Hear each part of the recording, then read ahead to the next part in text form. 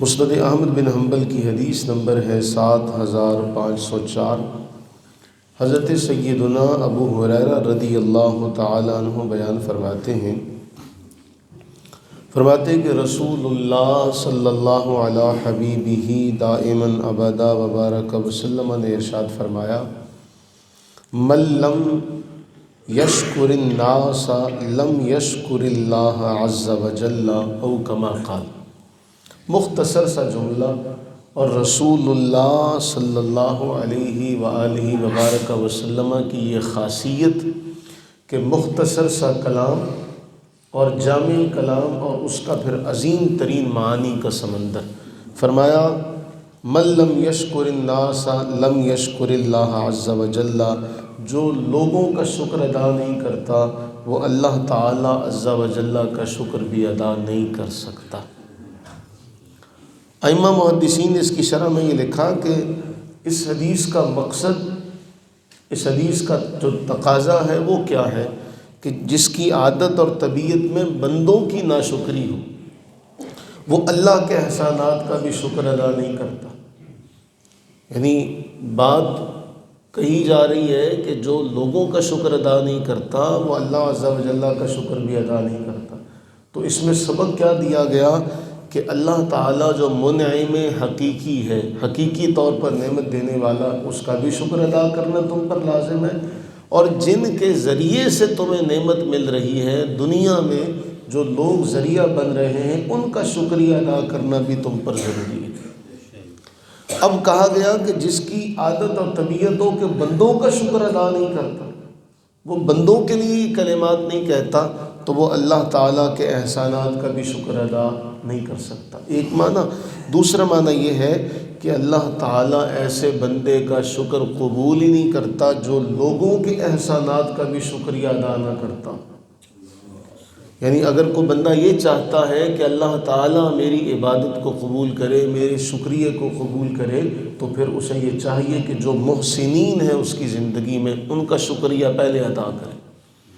ہم اس کی مثال دیکھتے ہیں قرآن کریم میں، اللہ تعالیٰ جل وعلا ماں باپ کے ساتھ حسن سلوک کا کیا بہترین انداز میں حکم ارشاد فرماتا ہے، چونکہ تم پر سب سے بڑا احسان، سب سے اول درجے میں اس دنیا میں اگر کسی نے کیا تو وہ ماں اور باپ ہے۔ اسی لیے رسول اللہ صلی اللہ علیہ وآلہ وبارک وسلم سے پوچھا گیا کہ کون میرے حسن سلوک کا زیادہ مستحق ہے؟ فرمایا تیری ماں۔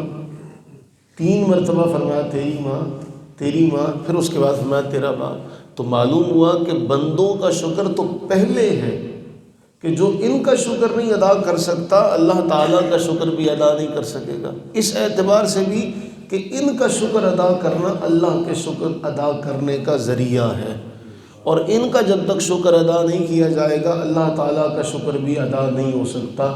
ان کا جب تک شکر ادا نہیں کرو گے اللہ کا شکر ادا بھی کرو گے تو وہ قبول نہیں فرمائے گا۔ قرآن کریم میں اللہ نے کیوں فرمایا کہ اگر اللہ تعالیٰ کی نعمتوں کو شمار کرنا چاہو تو تم شمار نہیں کر سکتے، لیکن یہ بھی اسی رب نے فرمایا کہ میرے بندوں میں بہت تھوڑے ہیں، وَقَلِيلٌ مِّنْ عِبَادِيَ الشُّكُورُ، میرے بندوں میں بہت تھوڑے ہیں جو شکر ادا کرنے والے، شکور تھوڑے ہیں۔ ہم بھی دیکھتے ہیں معاشرے میں کہ ہماری جو نئی نسل ہے خاص طور پر، اس میں یہ جذبہ جو ہے وہ ختم ہوتا جا رہا ہے کہ وہ ذرا سی بھی بات ان کی پوری نہ ہوئی ہم نہیں مانتے۔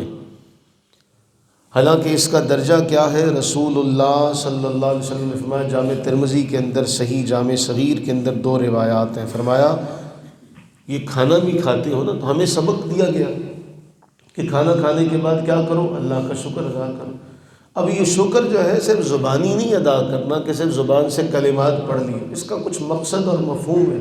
اللہ کے نبی صلی اللہ علیہ وسلم نے فرمایا، الطاعم الشاکر بمنزلۃ الصائم الصابر، کہ کھانا کھا کر شکر ادا کرنے والا ایسا ہے جیسے صبر کرنے والا روزے دار ہوتا۔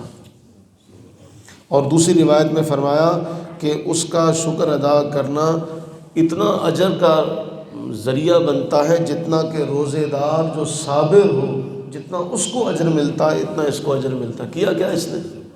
کھانا کھا کے اللہ تعالیٰ کا شکر ادا کیا ہے۔ تو اس لیے ایک جملہ بڑا اہم ہے جو قرآن بیان کرتا، انشکر للہ، قرآن فرماتا اللہ کا شکر ادا کرو، ومن یشکر فإنما یشکر لنفسہ، کہ جو بھی شکر ادا کرے گا وہ اپنی ذات کے لیے ادا کرے گا، اپنی اس کی جان کو نفع ہوگا۔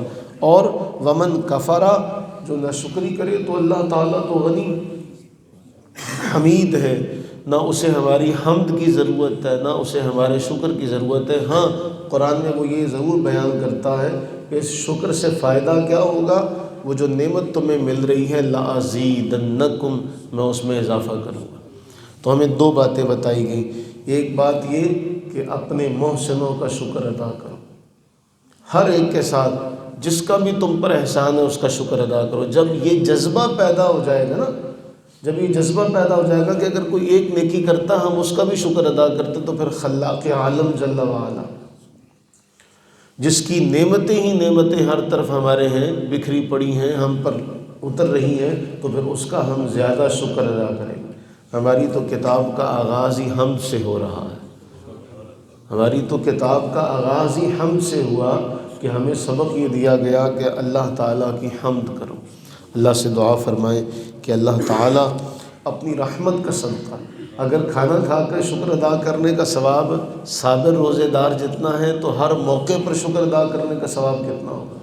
اللہ تعالیٰ ہمیں شکر کرنے والی زبان عطا فرمائے، اللہ تعالیٰ ہمیں ذکر کرنے والی زبان عطا فرمائے، اللہ تعالیٰ ہمیں ہماری نسلوں کو ناشکری سے محفوظ و معمون فرمائے، آمین ثم آمین۔